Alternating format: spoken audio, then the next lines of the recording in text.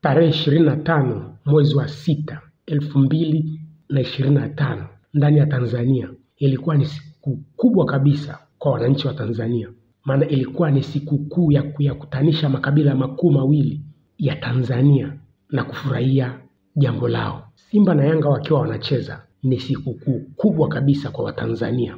Wakati Watanzania wako busy kusherehekea hii siku kuu yao kubwa na yenye maana kabisa. Kumbuka, Simba na Yanga wakiwa wanacheza, hata Rais wa Jamhuri ya Muungano wa Tanzania ni lazima asimamishe shughuli zake na afuatilie huu mchezo. Ni sikukuu kubwa kuliko zote. Mtu ataniambia kuliko ya Muungano, nakupa kazi, kafanye uchunguzi. Kilele cha sikukuu ya Muungano na kilele cha Simba na Yanga kucheza ni siku ipi yenye msisimko zaidi? Simba na Yanga ndio makabila ya Tanzania.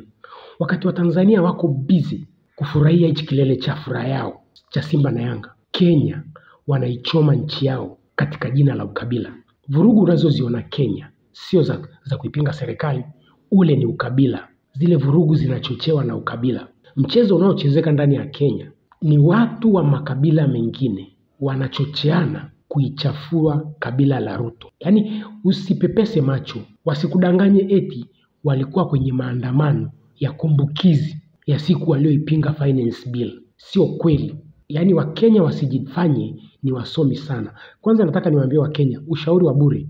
Hamtakiwi muende Ulaya kutafuta ushauri, hamtakiwi muende Marekani, mnatakiwa mje Tanzania. Sisi ni Waafrika wenzenu, tunaweza tukawapa ushauri ni namna gani mnaweza mkaiokoa nchi yenu.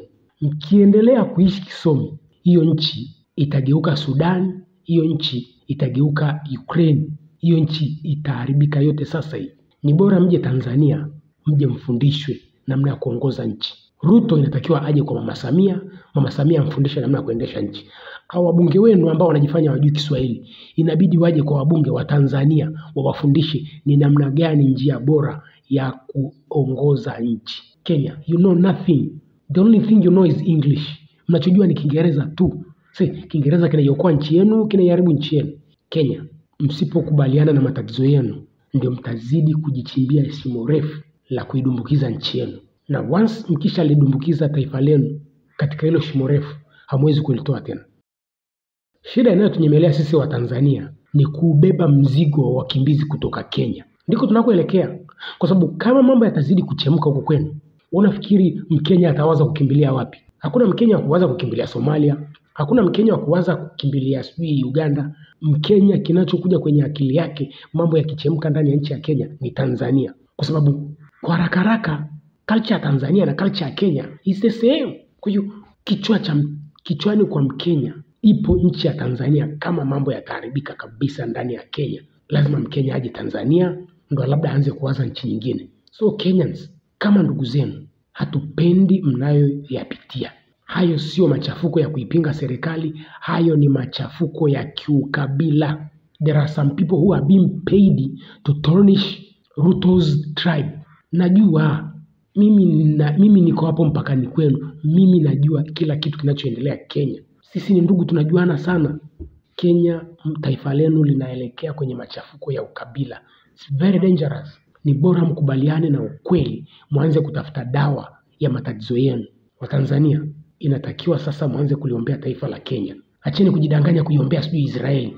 Unafikiri matatizo yakichemka Israeli kuna Mwisraeli atakuja Tanzania? Matatizo yakichemka Kenya, Wakenya wanajaa Tanzania na itakuwa ni mzigo kwetu. Hebu angalia pale Ukraine. Wa Ukraine wengi wamejaa Poland.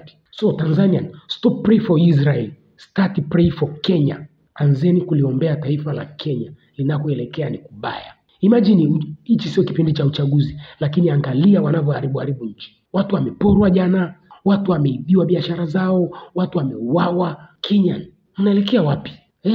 Guys, hicho kizungu chenu kinaiua hiyo nchi. You are African, nyie ni Waafrika, wachaneni kujilinganisha na Wamarekani, wachaneni kujilinganisha na Waingereza. Nyie wa Kenya ni wa Afrika.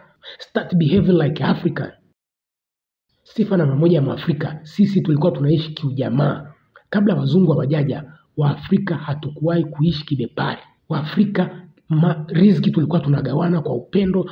Yaani uzungu ndio umekuja kutuharibia, na nyie wa Kenya hamjawahi kuachana na mila za kizungu. Start abandoning those culture. Wa Kenya, mnaelekea wapi? This is 2025. Imagine 2027 kwenye uchaguzi mtakuwa wapi? You gonna burn everything. Alafu mnakaa vikao mnasema Mama Samia hajui kuendesha nchi. Kwa hiyo Ruto ndo anajua kuendesha nchi. Kila siku mnaichoma nchi. And bado mnawaza eti nyie ndio mnaendesha uchumi wa East Africa. Jana kila biashara imesimama. Kila biashara imesimama. Export zote zimesimama. Every business was closed yesterday. Alafu bado mnakaa mnajiona kwamba we are better than Tanzania. You're better than Tanzania for what? For GDP? Even America has got bigger GDP, but they don't have quality life like in China. GDP sio kipimo cha maisha ya Mkenya wa kawaida. GDP ni kipimo cha namna matajiri wanavyowanyonya raia wa kawaida. Ukiona una GDP kubwa, ujue ni namna gani matajiri wanawanyonya maskini. Amkeni mwanze kulijenga taifa lenu kwa upendo. Mkiendelea kupromote ukabila, mtaliharibu taifa lenu. Kenyan, you are the only one who can rescue your country. Msipokaa kwa upendo, mtaiharibu nchi yenu yote. Watanzania kuanzia sasa, mwanze kuliombea taifa la Kenya. Tanzania, stop pray for Israel, start pray for Kenya. Kenya inatafunwa na ukabila. Kenya sio wanaelewa sana, hawajijui. Yaani kuna wajanja wachache ambao wanachochea haya machafuko katika jina la ukabila. Alafu wale wengi hawajijui, ni kama mazombi tu. So Kenya, the choice is yours. To totally destroy your country or to rescue your country. Ushauri tumeshawapa. Mkuje Tanzania kujifunza masuala ya leadership. All Kenyans, government members, president, deputy president, all parliament members must come in Tanzania to learn how to run the country.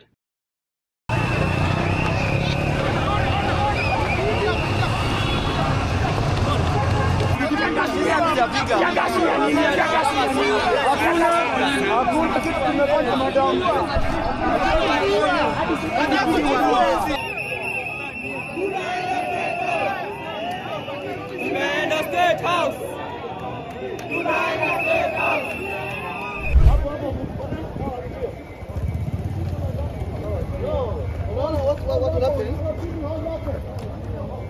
What happened?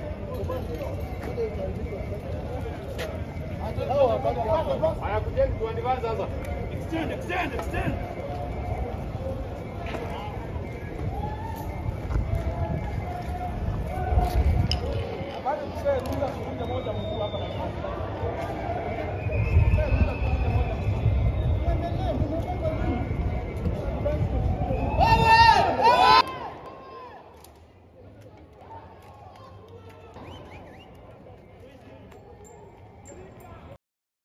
Wakenya, Kiingereza sio elimu. Tafuteni elimu. Elimikeni msio wasomi.